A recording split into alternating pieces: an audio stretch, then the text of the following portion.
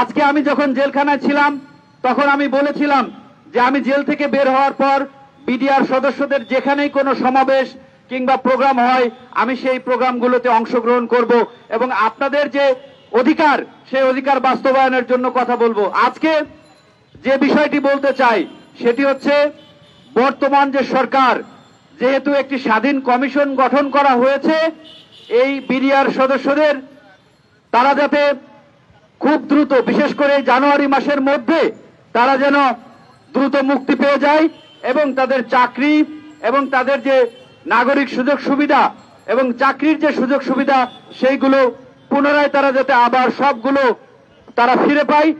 2009 সালে পিলখানায় যাদেরকে হত্যা করা হয়েছিল সে সকল শহীদ পরিবারের সাথে যেন ন্যায় বিচার হয় সেই তারা আজকে এখানে এসে দাঁড়িয়েছেন। ক্ষতিগ্রস্ত যারা বিডিআর এবং তাদের পরিবারের সদস্য যাদের সাথে অধিকাংশ অন্যায় হয়েছে আমরা সেখানে ন্যায় বিচারের জন্য দাঁড়িয়েছি। এটি অত্যন্ত বেদনাদায়ক এবং কষ্টদায়ক। আমাদের কেন আন্দোলন করতে হবে? আমাদের কেন শাহবাগ ব্লকেট করতে হবে?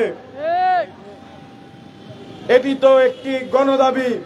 আজকে সারা বাংলাদেশের 64টি জেলায় মানববন্ধন হচ্ছে, প্রচার প্রচারণা হচ্ছে। জনগণের মধ্যে একটি ব্যাপক সাড়া পাওয়া গেছে। জনগণ চায় এটির ন্যায্য বিচার হোক। 25 ফেব্রুয়ারি এই পিলখানা হত্যাকাণ্ডের সেই তারিখে 3 ঘন্টা আগে ঘটনা ঘটার 3 ঘন্টা আগে বাংলাদেশ ভারত সীমান্তে রেড অ্যালার্ট জারি করে দিয়েছে।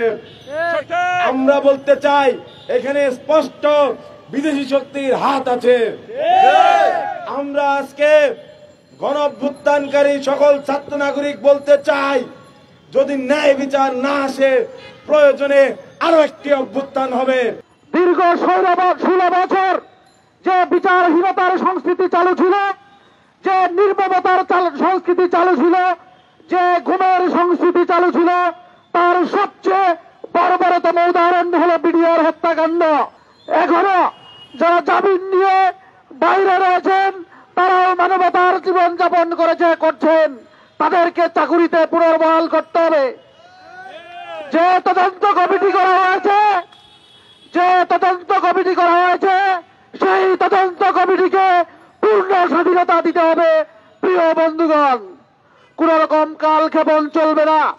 দীর্ঘ 16 বছর যারা এই দেশের মানুষের উপর চেপে বসেছিল, যারা অন্যায় অত্যাচারে লিপ্ত ছিল, তাদের উপরে যে মামলা হয়েছে তারাও কিন্তু জামিন পাচ্ছে।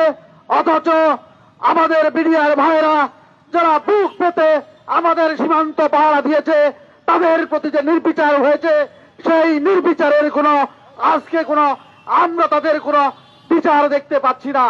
আমরা অন্তর্বর্তীকালীন সরকারকে বলতে চাই আমাদের প্রত্যাশা অনুযায়ী এই দেশের জনগণ, এই দেশের ছাত্র জনতা যে লক্ষ্য এবং উদ্দেশ্য নিয়ে আপনাদেরকে সরকারে বসিয়েছে অনতিবিলম্বে আমাদের জাতির ভাষা, জনগণের ভাষা বুঝার চেষ্টা করবেন, নইলে আপনাদের পরিণতিও ভালো হবে না।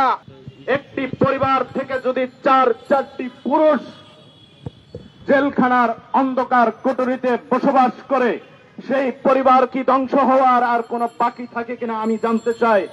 এভাবে আর কত তাল বাহানা করা হবে বিডিআরদেরকে নিয়ে? আজকে এই দেশপ্রেমিক বিডিআরদেরকে নিয়ে তাল বাহানা না করে অতি দ্রুততম সময়ের মধ্যে বিডিআরদেরকে ন্যায্য পাওনা বুঝিয়ে দেওয়া হোক। যাদের শাস্তি দেওয়া হয়েছিল শাস্তির মেয়াদ ফুরিয়ে গেছে, এখনো তাদেরকে জামিন দেওয়া হচ্ছে না, মুক্তি দেওয়া হচ্ছে না। এত দুর্বলতা কোথায়? আজকে এই 18,000 বিডিআর পরিবারকে বলির পাঠা বানিয়েছে। আমি বলতে চাই তারা কেন আজকে বলির পাঠা? এদেশের দেশপ্রেমিক নাগরিক নয় এরা?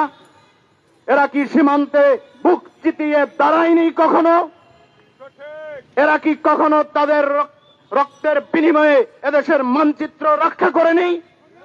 কেন তাদেরকে নিয়ে তালবাহানা করতে হবে? আমি চাই এদেরকে দ্রুততম সময়ের মধ্যে এদের ন্যায্য পাওনা বুঝিয়ে দেওয়া হোক। যদি বহল করতে পারেন, এদেশ টিকবে, মানচিত্র টিকবে।